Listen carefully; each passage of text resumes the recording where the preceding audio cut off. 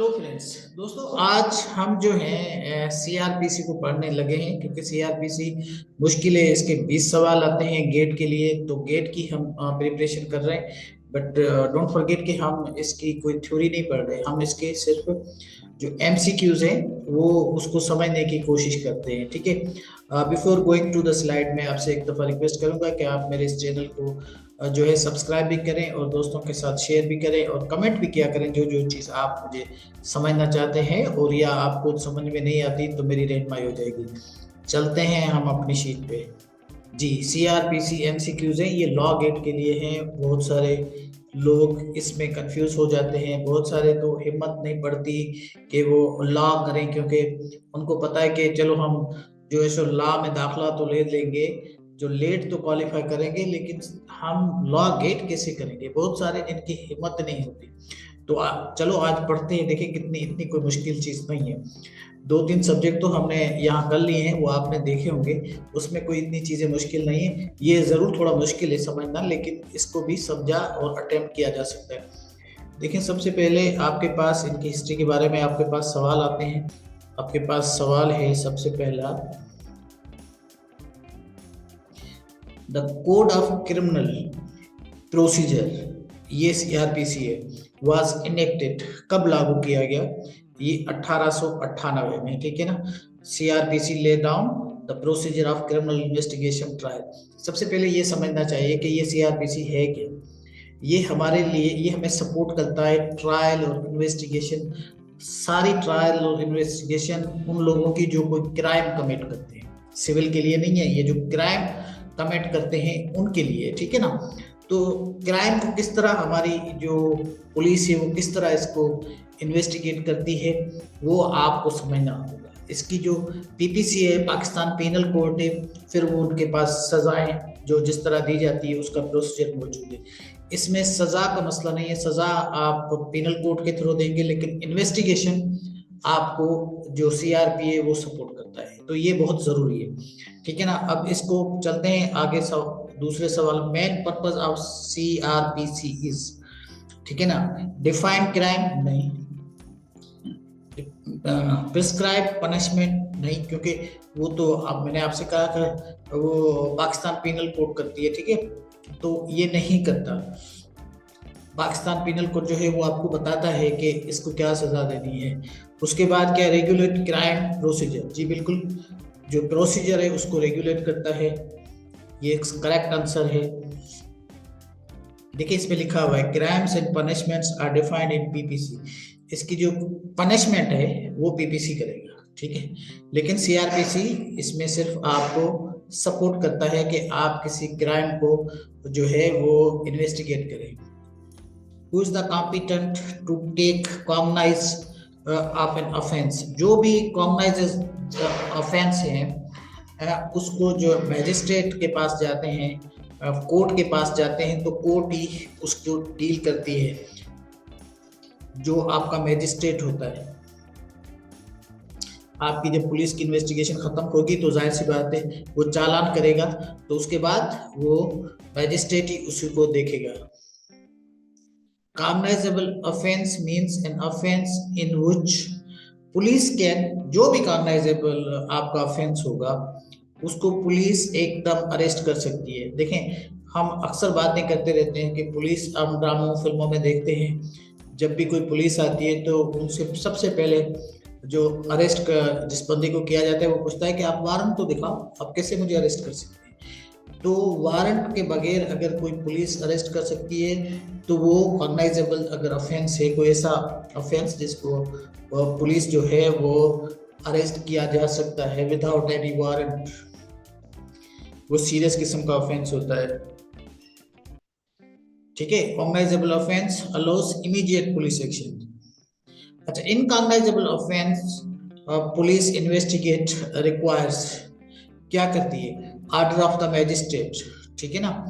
अगर कोई इस तरह की चीजें जब तक उनके पास इनकॉग्नाइजेबल है तो पुलिस नहीं कर सकती, जब तक इन्वेस्टिगेट नहीं कर सकती, जब तक उनको कोर्ट ऑर्डर नहीं देते। कोई मैजिस्ट्रेट उसको ऑर्डर देगा, वो ऑर्डर लेकर जाएगी और उसके बाद उसको कार्रवाई करनी होती है।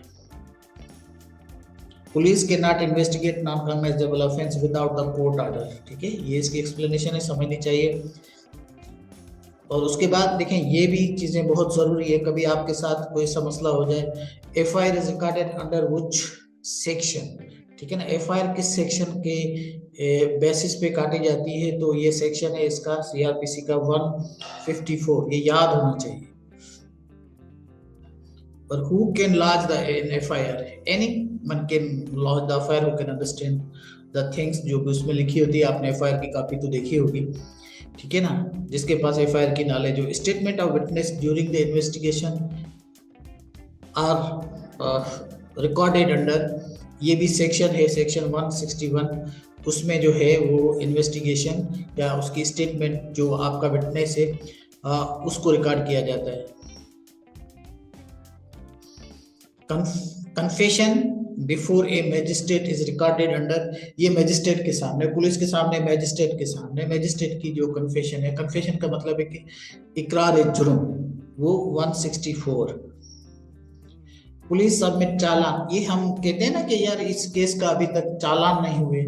आप अक्सर सुना होगा कि ये जो भी 9 मई वाले केस है, अभी तक चालान नहीं हुए, पुलिस ने फाइनल रिपोर्ट नहीं भेजी कि वहां पर क्या था, तो इन्वेस्टिगेशन नहीं हुई। तो ये फाइनल रिपोर्ट जो होती है ये चालान होता है। इनफैक्ट जब पुलिस अपना काम करके कोर्ट के हवाले कर देती है, बहुत जरूरी चीज है एज ए सिटीजन को भी समझने के लिए। ठीक है, इसका जो सेक्शन 173 ये एक्सप्लेन्स यू, ठीक है ना। तो फाइनल रिपोर्ट जो है वो पुलिस भेजती है कोर्ट के पास, और कोर्ट उसको जो है वो देखती है। सवाल नंबर 11 है, व्हिच कोर्ट में pass a death sentence subject to confirmation. देखें, ये सुप्रीम कोर्ट वगैरह नहीं होती, ये आपकी सेशंस कोर्ट होती है। ठीक है, सेशन कोर्ट्स जो है फिर आगे वाली कोर्ट उसको अपहेल्ड करती है या रिजेक्ट भी कर सकती है, जो भी हो उसको सबसाइड कर सकती है, उसको उसकी सजा को मॉडिफाई कर सकती है, कुछ भी कर सकती है जो आगे वाली कोर्ट्स है। Remand of accused during the investigation is governed bye, ये सेक्शन 167 है। ठीक है ना, कोई भी अगर रिमांड है किसी का, तो remand is granted when investigation is incomplete. अगर उसको, आपको पता होगा बहुत सारे हमारे पॉलिटिशियंस को अक्सर आपने देखा होगा कि रिमांड बढ़ जाती है, उनको रिमांड में दे देते हैं, कहते हैं कि अभी इन्वेस्टिगेशन कंप्लीट नहीं हुई, अभी पता नहीं हुआ, जेल में रखना है, तो फिर उनको अगर आज़ाद नहीं करना तो रिमांड के हवाले करते हैं, किसी पुलिस उसकी इन्वेस्टिगेशन करती है, अंडर इन्वेस्टिगेशन वो आ जाते हैं। Arrest without warrant is permissible. देखें, ये सारे के सारे कॉग्नाइजेबल जो ऑफेंस हैं उसमें आप बिल्कुल पुलिस के पास किसी उसकी जरूरत नहीं है। जाहिर सी बात है, अगर आपके शहर में हंगामे हो, कुछ हो, तो वो थोड़ी कोई अपनी एफआईआर के लिए अपने मजिस्ट्रेट के पास जाएगा। तो police has to act immediately, police को तो आपको लॉ एंड ऑर्डर जो है वो मेंटेन करना होता है, it's duty of police. Police में arrest without warrant. Bailable offence means bail is a right, bail आपको मिल सकती है।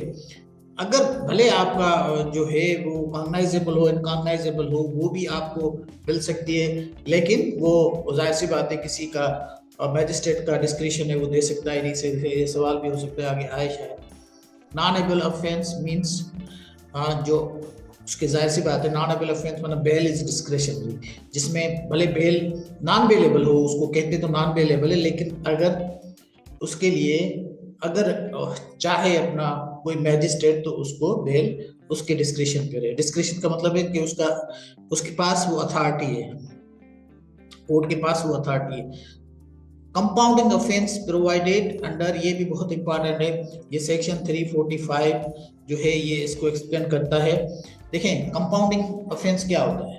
कंपाउंडिंग ऑफेंस का मतलब होता है कि दो ग्रुप से आपस में जो लड़े हैं, अब वो किसी सेटलमेंट की तरफ आ रहे हैं, कोई एग्रीमेंट कर रहे हैं, कोई आपस में कहते हैं बस अब खत्म हो गया, तो ये गुंजाइश है, ये आपके सीआरपीसी में, वैसे इस्लामिक जो हमारे कानून है उसमें भी इसकी जो है गुंजाइश मौजूद है, और जिसमें दियत वगैरह भी हो जाती है, बहुत सारे और जो चीज़ें हैं वो अप्लाई हो जाती हैं अगर वो एग्रीमेंट की तरफ आ जाते हैं।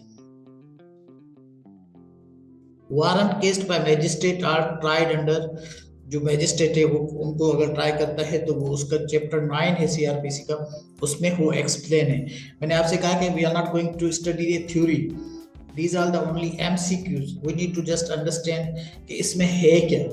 सवाल को समझना बहुत जरूरी है, अगर आप सवाल समझेंगे नहीं तो सवाल नहीं होना। So we always focus on understanding and comprehension of the question. Question की कंप्रेंशन बहुत ही जरूरी है। अगर क्वेश्चन आपने समझा नहीं है तो जवाब आप खाक देंगे, या मैं भी, कोई भी वो नहीं दे सकता। Submission cases are governed by, जो केसेस जो आते हैं उनके सबमिशन के लिए, सबमिशन जब होती है chapter 20 explains chapter less down the procedure of the trial of the submission case. जो भी केस सबमिशन जो आती है उसकी ट्रायल को वो एक्सप्लेन करता है, how to trial. Trial before the court of the session is regulated by, देखें ये सिर्फ आपसे पूछा गया है कि ये चीजें कहाँ कहाँ एक्सप्लेन की हुई है सीआरपीसी में, ठीक है ना। चैप्टर नंबर 18 में इसको एक्सप्लेन किया गया, ये क्वेश्चन आए हैं।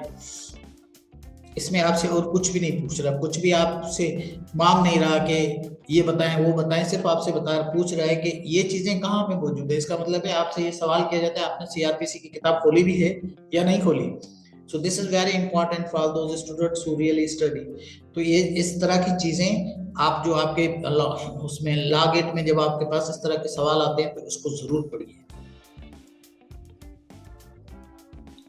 अच्छा, 20वां क्वेश्चन है हमारे पास लास्ट वाला, appeal against conviction by the magistrate lies to, ये सेशन कोर्ट के पास, session courts appeal from the magistrate to the session courts, magistrate के बाद सेशन कोर्ट के पास हो जाती है, ठीक है ना।